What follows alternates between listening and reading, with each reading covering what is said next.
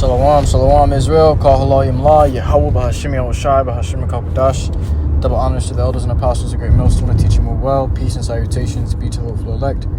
I'm Brother Tazwam, coming at you from the Prophets in Babylon camp here in Tampa, Florida. Alright, this lesson is going to be going into the end time headlines article, and the article reads: White House announces that gold reserves may be used to purchase Bitcoin. Alright, so they're going to be using their gold reserves, alright, which is what they got in the savings, in the chests, to purchase Bitcoin, man. Okay, they're going to put their savings towards Bitcoin rather than physical gold reserves. Alright, it says, in a surprising twist that has sparked both excitement and skepticism, a senior White House official recently suggested that the United States might consider leveraging its gold reserves to purchase Bitcoin. The potential shift in financial strategy has ignited debates across economic, political, and cryptocurrency circles.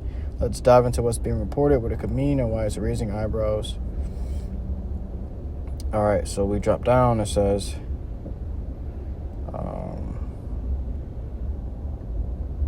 drop down more. We'll get to the nitty gritty.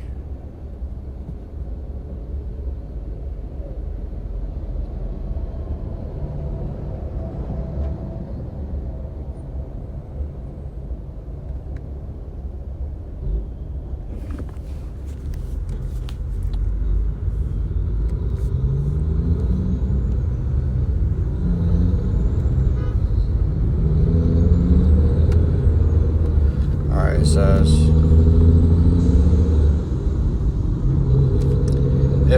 if true, this move would mark a seismic shift in U.S. financial policy. The U.S. holds approximately 8,133 tons of gold, valued at over $500 billion at current prices. Selling even a fraction of this to buy Bitcoin could send shockwaves through both markets, all right, which would also shoot that Bitcoin price up. If you got Andrew Tate, you gotta say it, he's always talking about that Bitcoin price going to shoot up even more. Well, he's got a point, all right, because this world is about to be revolving around cryptocurrency. It's digital currency, okay. The world is moving towards a digital currency, and a digital world is getting closer and closer towards making that happen. And the MOTB is going to function off of a digital currency world. All right.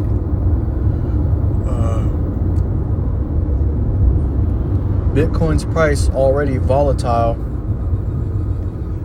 Oh no, he coming fast. But it says Bitcoin's price already volatile, Slovakia, might surge with such a high-profile endorsement, while gold traditionalists could see it as a betrayal of centuries-old store of value. Okay, let's drop down some more. Oh, that's it on that. Let's go back up. There was something up here that I wanted to grab. But the U.S. the White House saying that is basically saying basically guaranteeing that this digital currency is going to be the new move.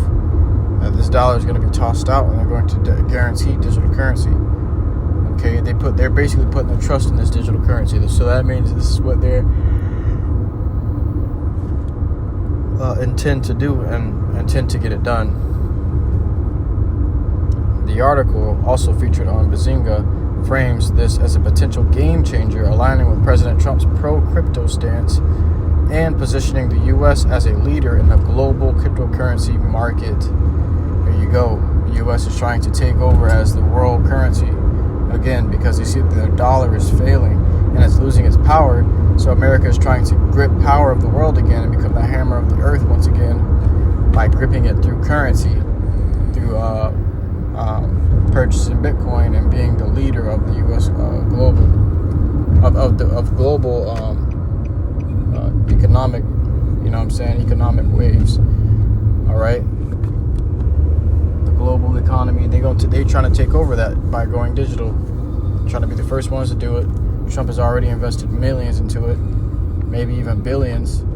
Okay, it's going to get to a point where everybody is going to have to be confined around global currency. You know, it's the new wave. It's the new thing, the next big thing. Okay, and America's going to be leading in it. So let's go ahead and grab it.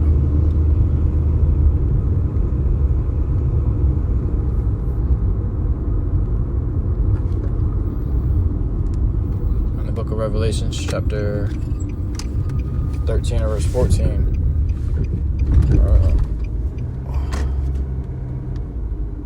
And deceiveth them that dwell on the earth by the means of those miracles which he had power to do in the sight of the beast, saying to them that dwell on the earth that they should make an image to the beast, which had the wound by a sword and did live. All right, and he had power to give life unto the image of the beast, which is Rome's ways revived. Okay, that image, they're trying to. That image is basically Rome's traditions and ways, even down to their capital punishments and things of that nature. All these are Rome's ways revived, man. Okay, and they're going to try to make that, bring that back to life. All right. It says, and cause that as many as will not worship the image of the beast should be killed. So if you don't worship this beast's image, guess what? He's going to seek to put you down via beheading, firing squads, electrical chair, whatever it may be. He's going to seek some kind of public punishment to make an example out of you. All right. This is the devil that the Bible speaks of. You can't underestimate him, man. He's going to do the very things the Bible said he's going to do. The scriptures say that he's going to do. All right.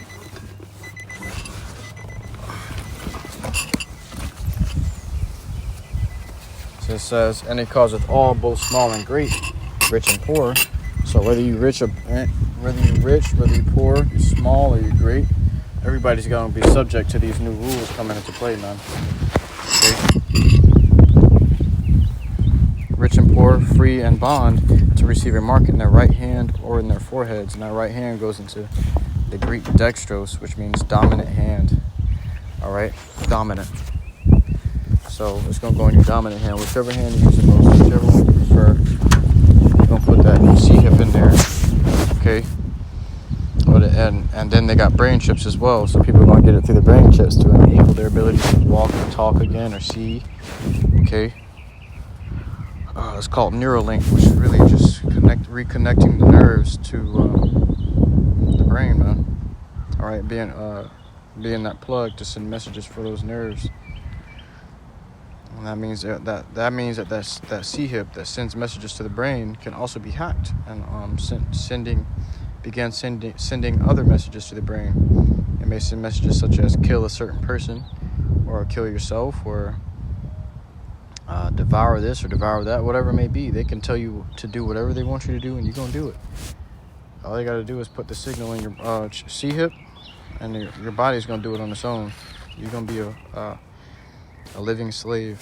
You're going to be a living sacrifice for Esau. So you couldn't become a living sacrifice for the Lord. Now you got to be a living sacrifice for the devil. It says, and that no man might buy or sell, save he that had the mark, or the name of the beast, or the number of his name. You're not going to be able to buy or sell or trade anything unless you get that MOTB, which is the highest form of worship towards the beast, is receiving his mark. Okay? And then they're going to know you're really with them. But if you don't, they're going to seek to behead you. All right? Which the scriptures say, that capital punishment for not receiving that mark is going to be beheading. You don't got to worry too much about firing squads or electrical chairs. This is going to be a public beheading. Okay? And everybody's going to watch.